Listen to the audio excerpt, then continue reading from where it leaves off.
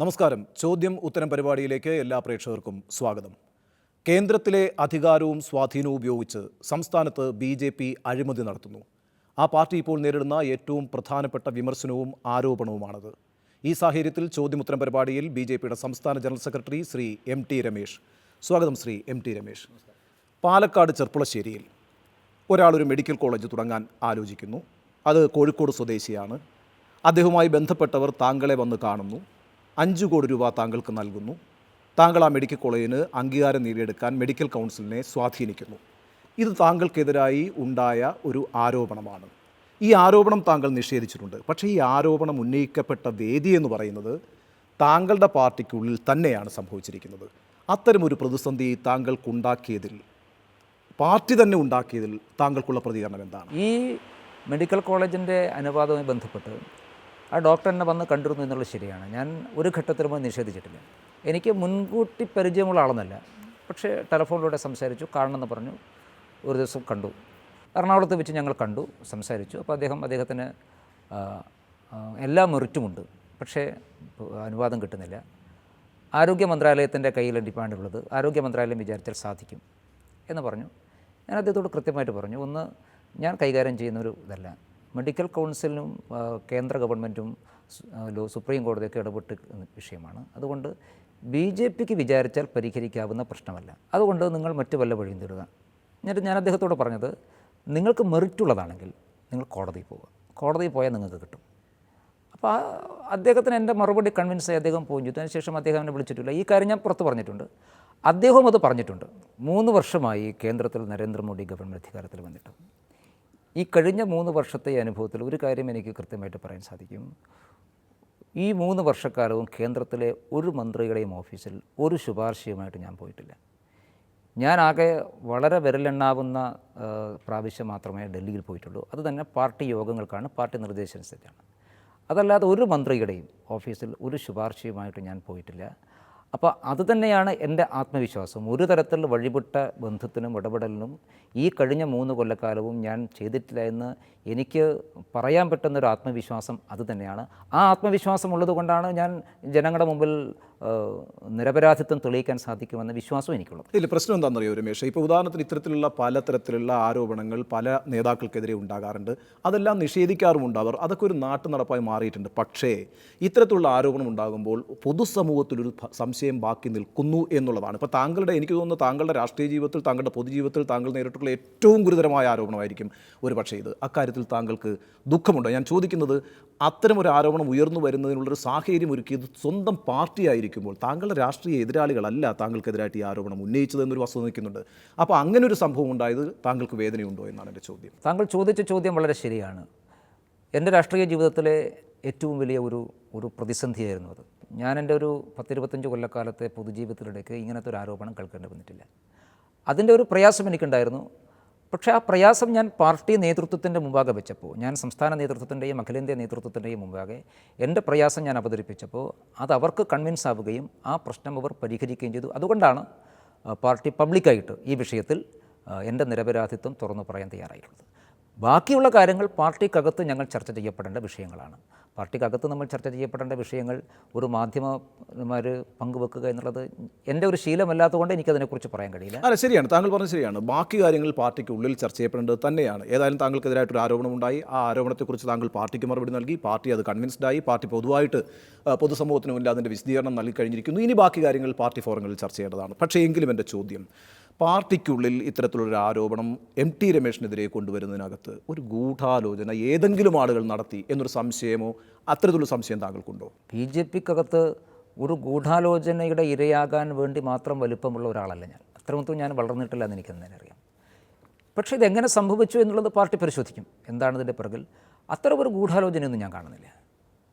ഒരു ഗൂഢാലോചന ഉണ്ടാവണമെങ്കിൽ അതിന് ആവശ്യമായ വലിപ്പം വേണ്ടേ?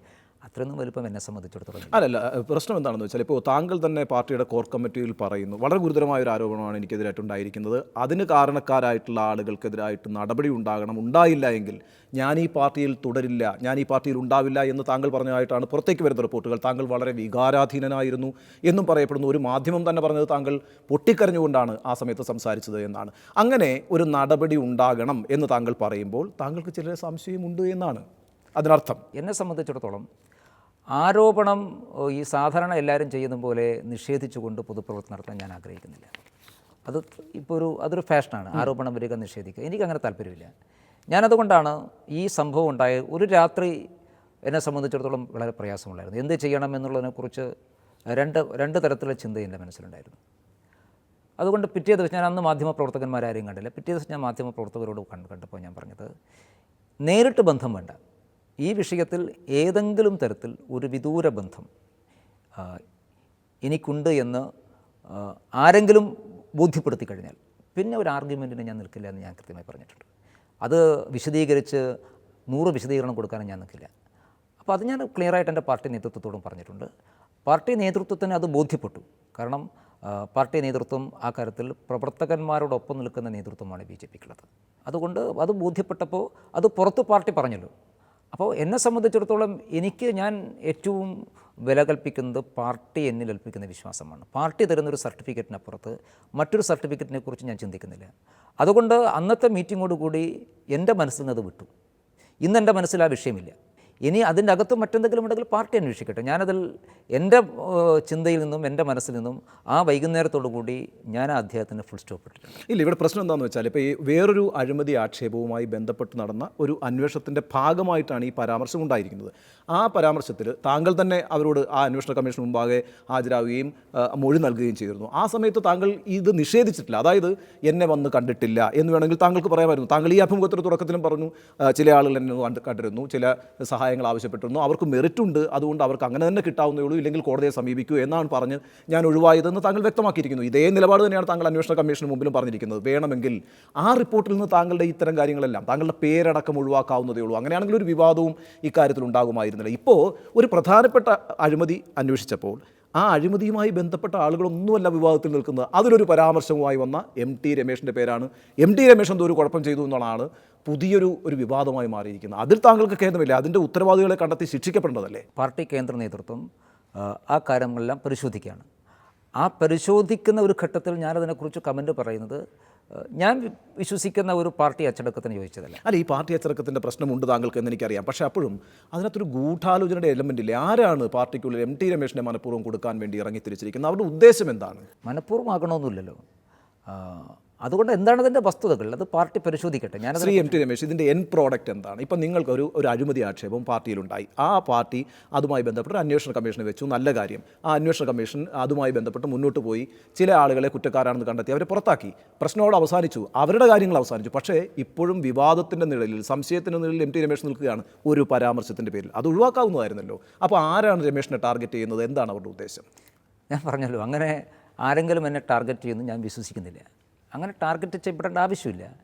ഇതൊരു പക്ഷേ മനഃപൂർവ്വമല്ലാതെ വന്നതായിരിക്കാം. കാരണം അതിൻ്റെ ബാക്കി കൂടി ഉണ്ടായിരുന്നുവെങ്കിൽ ക്ലിയർ ആകുമായിരുന്നു. ഏതായാലും ഞാൻ എൻ്റെ ഫീലിങ്സ് ഞാൻ പാർട്ടി നേതൃത്വത്തെ അറിയിച്ചിട്ടുണ്ട്. അത് ആ പ്രക്രിയ തടങ്കട്ടെ. ആ പ്രക്രിയക്കിടയ്ക്ക് ഞാൻ അതിനെക്കുറിച്ചൊരു കമൻറ്റ് പറയുന്ന ആഗ്രഹമില്ല. അല്ല, ഇതിനകത്ത് ഈ പുറത്താക്കപ്പെട്ട RS വിനോദ് മാതൃഭൂമി ന്യൂസ് ചാനലിൻ്റെ സൂപ്പർ പ്രൈം ചർച്ചയിൽ പങ്കെടുത്തുകൊണ്ട് പറഞ്ഞൊരു കാര്യം ഞാൻ താങ്കളുടെ ശ്രദ്ധയിൽപ്പെടുത്താം. അദ്ദേഹം പറഞ്ഞത്, ഈ അന്വേഷണ കമ്മീഷൻ ഇതിൻ്റെ മുമ്പാകെ ഹാജരായി മൊഴി കൊടുക്കാൻ ആവശ്യപ്പെട്ടവരോടൊക്കെ ആവർത്തിച്ച് രമേശിൻ്റെ പേര് പറയാൻ നിർബന്ധിച്ചിരുന്നു എന്നാണ് അദ്ദേഹം പറയുന്നത്. അത് താങ്കൾ വിശ്വസിക്കുന്നുണ്ടോ? ഞാൻ വിശ്വസിക്കുന്നില്ല. ഞാൻ ഒരു ഘട്ടത്തിലും അത്തരം കാര്യങ്ങൾ വിശ്വസിക്കുന്നില്ല. കാരണം എൻ്റെ കൂടെ പ്രവർത്തിക്കുന്ന സഹപ്രവർത്തകന്മാർ അങ്ങനെ പറയുമെന്ന് ഒരിക്കലും ഞാൻ വിശ്വസിക്കുന്നില്ല. പാർട്ടിയിൽ നിന്ന് പുറത്തു പോയിട്ടുള്ള ആളുകൾ, പുറത്താക്കപ്പെട്ടിട്ടുള്ള ആളുകൾ പറയുന്നതിനപ്പുറത്ത് ഒരു വിലയും ഞാനതിന് കൊടുക്കുന്നില്ല. അല്ല, പക്ഷേ യഥാർത്ഥത്തിൽ താങ്കളുടെ സഹപ്രവർത്തകരെ വിശ്വസിക്കുന്നു എന്നൊക്കെ പറയുമ്പോഴും ആ സഹപ്രവർത്തകർ ചില സഹപ്രവർത്തകരെങ്കിലും താങ്കളെ ഒരു പ്രതിസന്ധിയിൽ കൊണ്ടെത്തിച്ചിട്ടുണ്ട്. ഇപ്പം താങ്കൾ തന്നെ പറഞ്ഞിട്ടുണ്ട്, താങ്കൾക്കൊരു ദുഃഖമുണ്ടായി, താങ്കൾക്ക് അതിനകത്ത് മനോവിഷമമുണ്ടായി, ഒരു രാത്രി മുഴുവൻ എന്ത് ചെയ്യണമെന്നറിയാതെ ഇരുന്നു. ഇപ്പോൾ പൊതുസമൂഹത്തിന് മുമ്പിൽ MT രമേശ് എന്തോ ചില അഴിമതികളിലൊക്കെ പെടുന്ന ഒരാളാണ് എന്നൊരു ഇമേജ് ഉണ്ടാക്കി വെച്ചിരിക്കുന്നു. അപ്പോൾ ചില സഹപ്രവർത്തകർ അങ്ങനെ ചെയ്തിട്ടുണ്ട്. അങ്ങനെ കണ്ണടച്ച് വിശ്വസിക്കാവുന്ന ഒരു സാഹചര്യമൊന്നും താങ്കളുടെ പാർട്ടിക്കുള്ളിൽ താങ്കൾക്ക് ഇപ്പോഴില്ല. അല്ല, എനിക്ക് വിശ്വസിക്കാനാണ് ഇഷ്ടമുണ്ണി. എനിക്ക് എൻ്റെ പാർട്ടി പ്രവർത്തകരെയും സഹപ്രവർത്തകരെയും വിശ്വാസമാണ്. ഞാൻ എൻ്റെ പാർട്ടി നേതൃത്വത്തോടോ എവിടെയെങ്കിലും ഒരു തരത്തിൽ അങ്ങനെ പറഞ്ഞിട്ടില്ല. അവിശ്വാസത്തിലൂടെ ഒരു പാർട്ടിക്ക് മുമ്പോട്ട് പോകാൻ വേണ്ടി കഴിയില്ല. അതുകൊണ്ട് എൻ്റെ സഹപ്രവർത്തകന്മാരെ എനിക്ക് വിശ്വാസമാണ്. ഇതിലെന്ത് സംഭവിച്ചു എന്നുള്ളത് പാർട്ടി നേതൃത്വം പരിശോധിക്കണമല്ലോ. ആ പരിശോധിക്കുന്ന ഘട്ടത്തിൽ ഞാനതിന് ആവശ്യമായിട്ടുള്ള അവിശ്വാസം പ്രകടിപ്പിക്കണം. പാർട്ടി നേതൃത്വം എന്നോട് കാണിച്ചിട്ടുള്ള പരിഗണന അതെനിക്ക് നന്നായിട്ടറിയാം. ആ പരിഗണന സ്വാഭാവികമായിട്ട് എന്നോട് കാണിക്കുമ്പോൾ പാർട്ടിക്ക് എന്നെ വിശ്വാസമുള്ളത്. ഈ പാർട്ടി നേതൃത്വം എം ടി രമേശിനോട് കാണിച്ചുകൊണ്ടിരിക്കുന്ന പരിഗണനയിൽ അസൂയാലുക്കൾ പാർട്ടിക്കുള്ളിലുണ്ടോ, അല്ലെങ്കിൽ രമേശ് അങ്ങനെ വളർന്നു വരുന്നത് നമുക്കത്ര ഗുണകരമല്ല എന്ന് തോന്നുന്ന വിഭാഗങ്ങൾ പാർട്ടിക്കുള്ളിലുണ്ടോ? അങ്ങനെ ഉണ്ടാകാൻ സാധ്യതയില്ല. കാരണം BJPയുടെ രാഷ്ട്രീയ നിലപാടുകളും BJPയുടെ സംഘടനാ സംവിധാനവും അറിയുന്ന ഒരാൾക്കും അങ്ങനെ ആവശ്യമില്ല. കാരണം ഒരു വ്യക്തി മാത്രമായിട്ട് ഈ പാർട്ടിക്കകത്ത് ഒന്നും ചെയ്യാൻ സാധിക്കില്ല. പാർട്ടി നേതൃത്വം എല്ലാവരെയും പരിഗണിക്കുന്നുണ്ട് പലതരത്തിൽ. ഇപ്പോൾ എനിക്ക് തരുന്ന പരിഗണനയായിരിക്കില്ല മറ്റുള്ളവർക്ക് കൊടുക്കുക, മറ്റുള്ളവർക്ക് കൊടുക്കുന്നതായിരിക്കില്ല എനിക്ക് തരിക. ഇപ്പോൾ BJPക്കകത്ത് BJPയുമായിട്ട് യാതൊരു ബന്ധവുമില്ലാത്ത ആളുകൾ BJP ലീഡർഷിപ്പിലേക്ക് വരുന്നില്ലേ? അങ്ങനെ നമ്മൾ കണ്ടിട്ടുണ്ടല്ലോ. അതെ. അപ്പോൾ അത് BJPക്കകത്ത് ഉള്ള പരിഗണനയോ പരിഗണനയില്ലായ്മയോ മാത്രമല്ല BJP ലീഡർഷിപ്പിലേക്ക് വരുന്നതിൻ്റെ മാനദണ്ഡമെന്ന് സാമാന്യൻ ഇതിൽ പ്രവർത്തിക്കുന്നവ എല്ലാവർക്കും അറിയാം. പിന്നെ അങ്ങനെ ഒരു വ്യക്തിവിരോധം വെച്ച് വെക്കേണ്ട ആവശ്യമില്ല. അല്ല, അതിനുശേഷം പിന്നെയും അവിടെയും രമേശിനെതിരായിട്ടുള്ള ആരോപണങ്ങൾ അവിടെ മാത്രമായിട്ട് അവസാനിക്കുന്നില്ല. പിന്നീട് മത്സരിച്ച സമയത്ത് ഫണ്ടിൻ്റെ തിരിമറി, അതായത് ഏതാണ്ട് 35 ലക്ഷത്തോളം രൂപയുടെ കണക്ക് രമേശ് നൽകിയിട്ടില്ല തുടങ്ങിയിട്ടുള്ള റിപ്പോർട്ടുകളൊക്കെ വളരെ മനഃപൂർവ്വമായി തന്നെ വന്നുകൊണ്ടിരിക്കുന്നു. അത് രമേശ് ടാർഗറ്റ് ചെയ്യപ്പെട്ടുകൊണ്ടിരിക്കുന്നു. അതെന്തുകൊണ്ട് താങ്കൾക്ക് മനസ്സിലാകുന്നില്ല, അല്ലെങ്കിൽ താങ്കൾ എന്തുകൊണ്ട് മനസ്സിലാകുന്നില്ല എന്ന് അഭിനയിക്കുന്നു? BJPക്കകത്ത് തെരഞ്ഞെടുപ്പ് ഫണ്ട് കൈകാര്യം ചെയ്യുന്ന സ്ഥാനാർത്ഥികളെയല്ല. സ്ഥാനാർത്ഥികൾ പലപ്പോഴും ആ കാര്യത്തെക്കുറിച്ചൊന്നും അറിയാറില്ല. അപ്പോൾ പത്തനംതിട്ട ജില്ലയിൽ ഞാൻ മത്സരിച്ച സമയത്ത് ഞാൻ ഫണ്ട് കളക്ട് ചെയ്തിട്ടില്ല, ഫണ്ട് ചിലവഴിച്ചിട്ടില്ല. അതിന് കമ്മിറ്റിയാണ് ചിലവഴിച്ചത്. ആ കമ്മിറ്റി കൃത്യമായി കണക്ക് അവതരിപ്പിക്കുകയും ആ കമ്മിറ്റിയൊക്കെ പിരിച്ചുവിടുകയും ചെയ്തു. പിരിച്ചുവിടുന്ന ഘട്ടത്തിലാണ് ചിലവെന്താണെന്ന് ഞാനും അറിയുന്നത്. കാരണം ഞാൻ 5 പൈസ ചിലവഴിച്ചിട്ടില്ല. സാധാരണ സ്ഥാനാർത്ഥികൾ ചിലവഴിക്കുന്ന ഒരു പതിവ് നമ്മുടെ നാട്ടിലുണ്ട്. പക്ഷേ ഒരു പൈസ പോലും ഞാൻ മത്സരിച്ച 4 തെരഞ്ഞെടുപ്പിൽ മത്സരിച്ചിട്ടുണ്ട്. 2 പാർലമെൻറ്റ്, 2 അസംബ്ലി ഇലക്ഷൻ. ഞാൻ എൻ്റെ കയ്യിൽ നിന്ന് ഒരു 1000 രൂപ പോലും ഞാൻ സ്വന്തം നിലക്ക് ചിലവഴിച്ചിട്ടില്ല. എൻ്റെ സ്വന്തം പണവും ചിലവഴിച്ചിട്ടില്ല, സമാഹരിച്ച പണവും ചിലവഴിച്ചിട്ടില്ല. അപ്പോൾ അത്തരമൊരു ആക്ഷേപം വന്നപ്പോൾ ഞാൻ പാർട്ടി നേതൃത്വത്തോട് പറഞ്ഞു എന്താണ് ഇതിൻ്റെ കാര്യം. അപ്പോൾ അത് BJPക്കകത്തുള്ള ചില വാർത്തകൾ ചോർത്തി കൊടുക്കുക, അല്ലെങ്കിൽ വാർത്തകൾ വരിക, ഇതൊക്കെ കുറച്ച് കാലമായി വരുന്ന പ്രവണതകളാണ്. അതൊക്കെ ലീഡർഷിപ്പുള്ള ആളുകൾ ചെയ്യുന്നതല്ല. താഴത്തെ തലത്തിൽ ഇങ്ങനെയൊക്കെ ചെയ്യുന്ന കുറച്ച് ആളുകളുണ്ട്.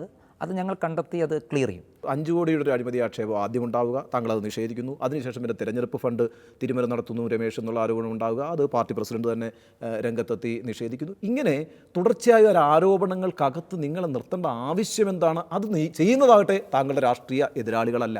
അല്ല, അത് പാർട്ടി കണ്ടെത്തും. ഇത്തരത്തിൽ വാർത്തകൾ ബോധപൂർവം വാർത്തകൾ കൊടുക്കപ്പെടുന്നുണ്ടെങ്കിൽ അത് പാർട്ടി കണ്ടെത്തുക തന്നെ. അല്ല, വാർത്തകൾ ഇങ്ങനെ വന്നുകൊണ്ടേയിരിക്കുന്നുണ്ട്. പക്ഷേ അതിൻ്റെ പിന്നിലെ താല്പര്യം എന്താണ്? എന്തുകൊണ്ട് രമേശ് ഈ സമയത്ത് ടാർഗറ്റ് ചെയ്യപ്പെടുന്നു? ചെയ്യുന്നതിൻ്റെ ഉദ്ദേശം എന്താണ്? ആരാണ് അതിൻ്റെ പിന്നിൽ? BJPക്കകത്ത് പല ഘട്ടത്തിലും പലരും ഇങ്ങനെ ടാർഗറ്റ് ചെയ്യപ്പെട്ടിട്ടുണ്ട്. ഇതിപ്പോൾ ഞാനായി എന്ന് മാത്രമേ ഉള്ളൂ. അതിൽ പ്രത്യേകിച്ച് കാരണമൊന്നുമില്ല. പക്ഷേ ടാർഗറ്റ് ചെയ്യപ്പെടുക എന്നുള്ളതല്ല പ്രധാനം. ഏറ്റവും പ്രധാനം ഇത്തരം പാർട്ടിക്കകത്തുള്ള വാർത്തകൾ എങ്ങനെ ചോർന്നു പോകുന്നു എന്നുള്ളതാണ്. ചില വാർത്തകൾ ചോരുന്നത് മാധ്യമപ്രവർത്തകന്മാരുടെ അവരുടെ കഴിവിൻ്റെ അടിസ്ഥാനത്തിലാണ്.